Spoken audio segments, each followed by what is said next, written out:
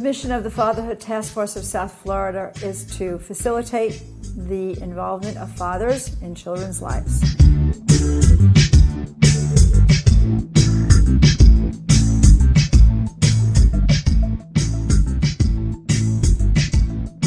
Good morning, everybody. So happy you're here today for the Fatherhood Reading Squad program. I want to introduce our trainer, along with the work that I do. He is a very important part of our team. I joined the Fatherhood Task Force of South Florida a few years ago, and the beauty is that we finally are doing something very practical with this reading squad, where men are getting into the schools, into the classrooms. I really love it. The reward of seeing the smile on those children's faces is priceless. When I grew up, I didn't have nobody to read to me, so I enjoy reading to the kids, and I love the reactions I get from them. My daughter actually brought a flyer that Holly, I guess, had given to the class, and my daughter actually came home and gave it, said, "Dad, can you read to me next Tuesday?" And I said, "Sure, why not?" So that's how I got involved. I love the look on the kid's face every time I read to him. I've been reading for a couple months, and then I love it because the kids make me love it. One day I was in the cafeteria, and then all of the kids, they come to my legs, like I'm their dad, So that really adds something to their life. Well, you can see a smile on my face because it makes me realize that we are doing the right thing.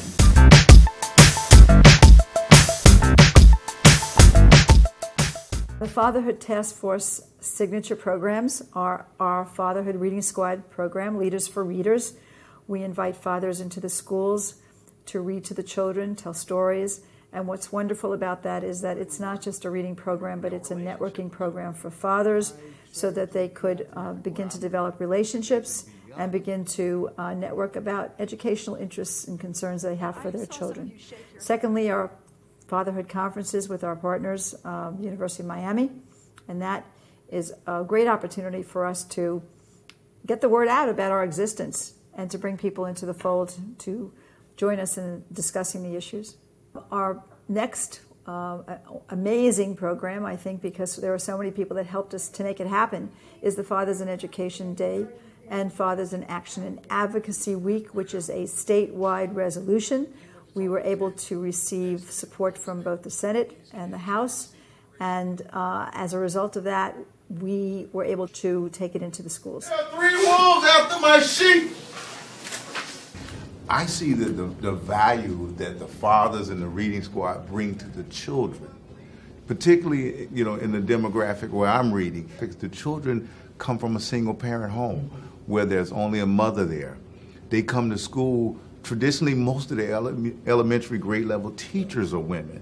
So they don't get very much of a view of a male in a positive state. So the impact that this program is having on these children is tremendous. I agree. And also, the young boys are able to see a man reading because boys don't usually like to read. They're all into video games and sports and everything else. But to have a man come into the room and say a man reading, I think it has a really, really great impact on the young boys that are in the room. Also, when we are in the classroom, it's a different story, it's a different space, it's a different atmosphere for them. They feel like, they're enjoying it. They're enjoying it.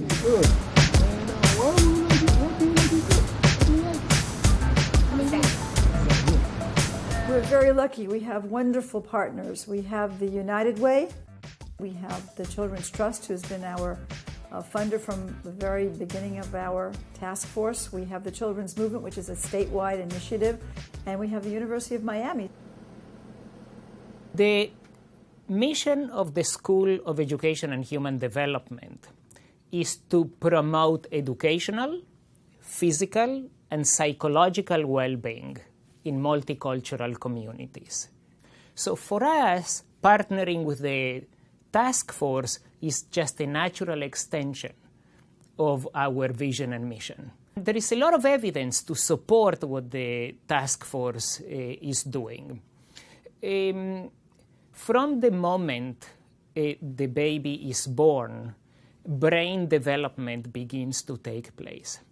The baby has facial expressions and we want to reciprocate. We want to stimulate the baby. And all those experiences get inscribed in the brain. And the more we accumulate positive, stimulating experiences with the baby, the better off the babies are. Fathers in Education just makes a statement that we value what fathers did, do, and will continue to do for their children and for their families and communities. Yeah, we have put together some 4 large community forums. We brought some experts in the field of fatherhood from up north to come and tell us what some of the initiatives that they've been working on in the Boston area, for example. We also had community forums here with the leaders of our communities, and we had forums where we invited also the fathers and in our communities to come in and listen and share their experiences with us and participate in health fairs. So we've been doing a range of community forums.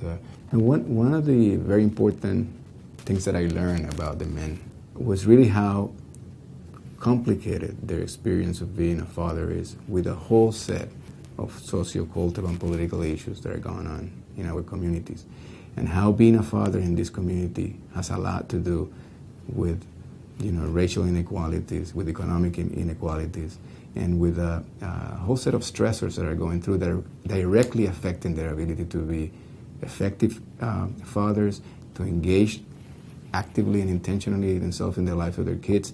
And if we don't really understand how the roles of father are intricately tied to these factors, I think we do a disservice to them.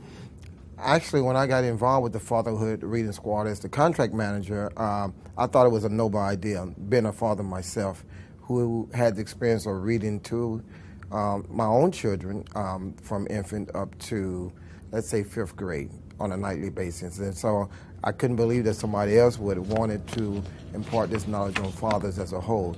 But then Ricardo slows down. Doc's yellow car wins. When I first had a conversation with Holly about fatherhood in general, she's one of the few women that really believes, in my opinion, that fathers really have a voice. Anytime you give fathers a voice, it's important work, as far as I'm concerned. The Children's Movement, first and foremost, is the state's largest child advocacy organization, focused on making children the first priority in Florida. As an advocacy organization ourselves, so much of our work is tied to Tallahassee and finding ways to increase investment in early childhood issues, implement good public policy.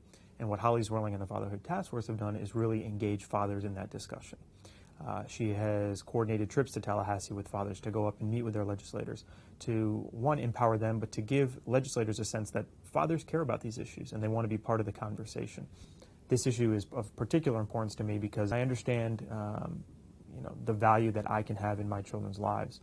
And I realize that at the end of the day, so much of what I sow into them, they will sow into others. So I will continue, and we will continue to support Holly and the task force for as long as they continue to push, and as long as we're here, they'll be one of our closest partners. The children are definitely excited as soon as you walk inside the door, they're, oh, who's this person? After time, they start knowing, and they know when they see you, oh, it's story time. And they get excited that you see this light up on their face. You are our local heroes because we're breaking the mold. Traditionally, we know that dads were called in for disciplinary reasons. So when you show up, you're saying, well, dads are here because we want to read. And that in and of itself is creating a whole new paradigm for how we are presenting fathers to our local schools and our community. So when you tell other dads that you're reading, how do they see you?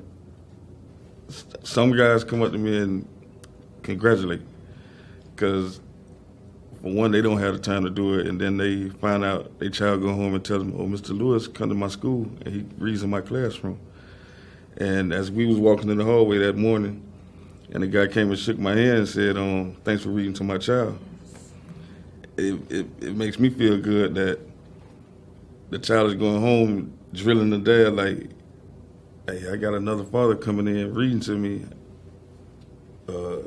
Could you make some time? Could you make some time and come read to me too? So, but I like it because, like I said before, I'm giving back because I didn't have it. So I just don't read to my kids. I like to read to other kids. And And then we getting good comments from the teachers and the principals about how they're improving in their reading and comprehension and stuff. So it is good. It's very enlightening because we are listening to dads tell us their stories. And they are open to sharing their challenges and their barriers that they face. And one of the reasons they do that is that we're called the Fatherhood Task Force. This is something with their name in it, and they can connect right away with what we're doing. And so I know we're on the right track. Years ago, it was taken for granted that the mother was the only person that could make decisions on the part of children. My area of practice is family law. I represent men as well as women. As a guardian, I represent children. I have joined the Fatherhood Task Force as an attorney to bridge the gap between other people on the board, which come from various other backgrounds, to broaden the education and sensitivity of the judges that make decisions on the bench affecting fathers and their children, in order to ensure that fathers are not only part of their children's lives, but know their rights as fathers. So what I'm looking forward to is... I've been involved with the Fatherhood Task Force for the last 6 years since its inception. I actually helped frame and build the first mission statement and vision that we created for the organization, which we still hold today. I think being involved with the Fatherhood Task Force is probably one of my proudest accomplishments in my lifetime. It gives me a sense of gratification knowing that I was a part of something that made an impact within my community and with the surrounding communities that we work with. It helps you to be a better father to your kids. It helps you to be a better person in your community. It helps you to be a better husband to your wife. It helps you to be a better son to your mother, to your family.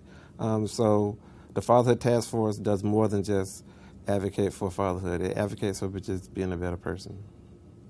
My mother was a school teacher, and my father was hardworking, and that inspired me. And some of these kids don't have that kind of background.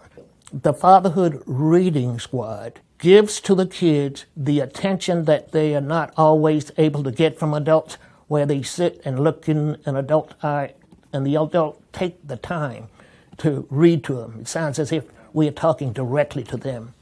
The book we're reading today is The World Around Us. For me, it fulfilled the need to help someone along the way. What do you do at hospitals? The long-term goals of the Fatherhood Task Force are to see paternal health care and education funded. Number 2, I would like to see all the schools have the Fatherhood Reading Squad Leaders for Readers program. And 3, I would like to see more grandfathers, uncles, mentors become a part of the Fatherhood Reading Squad program. And lastly, but most importantly, would like to see more funding come the way of fatherhood initiatives. I think there's an excellent fit between the Leesfield Family Foundation and the Fatherhood Task Force, because it's the objective of both organizations to provide encouragement, to provide vision, to give people opportunity and hope, and to set examples. And the foundation has done that from the very beginning and does so right now very quickly and responsively. And so does Fatherhood Task Force. It's not loaded down with bureaucracy and red tape, nor are we. So we can move quickly together, and I like that. I can tell you the importance of father involvement, not theoretically or abstractly, but from personal experience, because I, like so many others, too many others, did not have a father in the traditional sense to raise me and to mentor me and to show me the way. So I was fortunate to have teachers and coaches and my friends, parents there for me, people who believed in me. It's why I've identified so much with so many youth organizations that we support. It's a long list, but Fatherhood Task Force is right at the top.